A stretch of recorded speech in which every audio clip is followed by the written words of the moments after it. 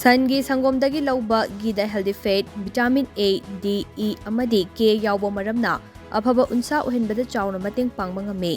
Ningtham thagi matamda sangi sangomdagi lauba ghee taibana unsa chekhaiba amade unsa da hydration piduna unsa fana thambada chawna mateng pangi haina Times of India gi report amana haire.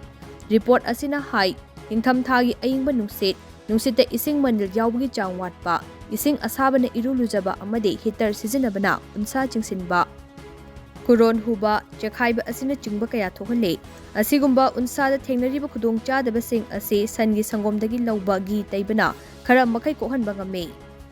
Sangomdagi lauba ghee da healthy fat, vitamin A, D, E amadi K na unsa da hydration piduna lotion natraga cosmetic sizinadana ningtham thada unsa masa fana thamba ngame.